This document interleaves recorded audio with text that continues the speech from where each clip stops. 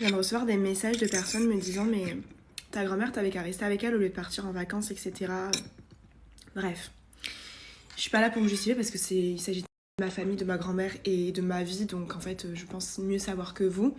Mais déjà il faut savoir que ça s'est décidé au mois de novembre ou décembre qu'elle vienne, au mois de novembre qu'elle vienne pour décembre, au dernier moment ça s'est décidé. Je pense que quand ça s'est décidé elle arrivait genre 2 semaines après. Et moi, j'ai pris mes billets pour la Laponie fin août, début septembre. Donc déjà, les calculs sont pas bons. Mais autre chose, je travaille aussi sur Paris, j'ai pas mal de choses. Je ne suis pas tout le temps ici. Quand même, elle est pas là, hein, je suis pas tout le temps ici. C'est pas pour juste être avec mon mec, c'est juste que j'ai aussi ma vie, etc. J'ai été plus ici chez moi ces derniers temps qu'en temps normal de ce qui était prévu pour pouvoir la voir. J'ai du coup passé le Noël ici. J'ai également, là, ce week-end, je devais pas rentrer.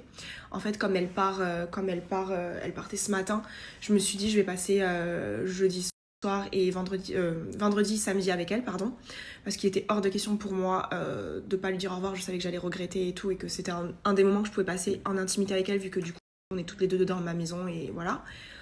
Donc de base c'était pas prévu parce que je devais aider Simon à faire un peu ses cartons pour le déménagement et que j'avais des trucs de prévu, mais du coup j'ai tout annulé et je me tape l'aller-retour. Je vais juste faire 2 nuits sur Paris. Je pense que les gens ne se rendent... Enfin, vous rendez pas compte à quel point vos mots sont durs, parce que j'ai reçu des messages vraiment méchants, du genre tu t'en bats les couilles d'elle, de toute façon tu veux juste profiter de ton mec, arrête de faire genre t'as qu'à rester avec elle au lieu de partir à droite à gauche, d'être en vacances en Laponie. Vous avez des mots très durs, alors que... Bref. Je vous jure que ça me touche en fait. Ça me touche parce que c'est vrai que je prends cher tout le temps. Sur quoi que je fasse, quoi que je dise, on me met cher.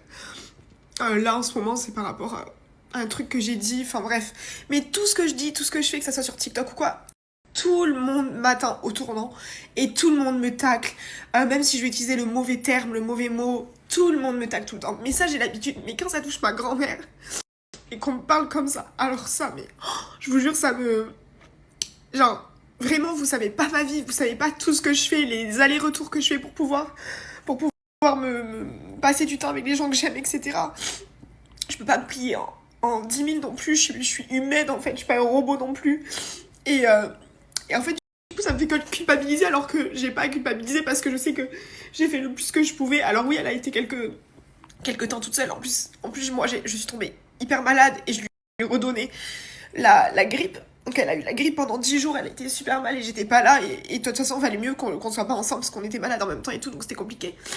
Mais du coup, quand je lis vos messages, je me dis, mais c'est pas possible, quoi. C'est pas possible. Et les gens qui disent, mais t'as qu'à aller la voir, on habite super loin avec ma grand-mère. C'est compliqué parce que quand je vais la voir, c'est que pour une journée, parce que j'ai tout le temps des trucs à faire. Et en fait, dans une semaine, il y a des jours où je ne fais rien, mais il y a un jour d'un coup, je vais faire un truc et c'est compliqué avec le train, etc. Bref, j'essaie le plus que je peux. Et je déteste, vraiment, je déteste quand on me... Bref, je déteste. Vous connaissez pas ma vie, vous connaissez pas ma relation non plus avec ma famille, etc. Moi, ma grand-mère, je l'ai un jour sur 2 au téléphone. En FaceTime, on est tout le temps au téléphone. Tout le temps, je lui envoie des photos. Je suis quelqu'un qui est très proche de mes grands-parents. Je fais tout pour mes grands-mères. Et surtout cette grand-mère, parce qu'on est très fusionnels. Et depuis qu'elle a perdu mon grand-père, j'ai encore plus ce besoin de la protéger et d'être là pour elle. Donc oui, c'est sûr que là, de toute façon, je l'ai dit à Simon, j'ai dit, écoute, là, on va s'installer ici, et je pense qu'on va prendre un train, je sais pas, lui, il va falloir qu'il aille voir aussi ses grands-parents, et moi, j'ai dit, il faudrait qu'on aille voir ma grand-mère plus souvent, parce que moi, elle me l'a dit en partant, elle m'a dit, venez me voir et tout, qu'on passe 2-3 jours avec elle. Elle sera super contente, et moi, je vais essayer de la faire revenir durant l'été, si elle veut bien, parce que je sais que ça a été un peu compliqué pour elle, parce que de base, c'était pour voir si elle voulait emménager ici, s'adapter, etc., mais finalement, je pense qu'elle est très bien là où elle est dans son appartement, avec ses habitudes, son chat, il s'y est pas fait ici et tout. Mais je vous jure, pesez vos mots, vous êtes trop dur, c'est trop dur. C'est pas parce qu'on est personnalité publique et qu'on vous partage notre quotidien qu'on doit recevoir des mots aussi durs, surtout quand ça touche la famille. Enfin, pesez vos mots, c'est chaud de parler comme ça. Je vais pas partager tous les autres messages de cette meuf, je viens de la bloquer, je m'étais pas rendu compte en fait, que c'était toujours la même personne. En fait, elle m'écrit, je pense, 10, 10-15 messages par jour. Elle répond même à des stories où par exemple je vais vous montrer ma tenue ou je vais vous parler d'un produit ou quoi. Elle répond pour déverser sa haine. Elle a énormément de haine par rapport à Simon, parce que de ce que je lis, elle dit que c'est parce que je suis avec lui que je suis devenue comme ça. Bref. Voilà, elle parle de tromperie sur tous ses messages. Enfin bref, c'est aberrant. Je pense en plus que c'est pas une fille qui est toute jeune. Je trouve ça choquant.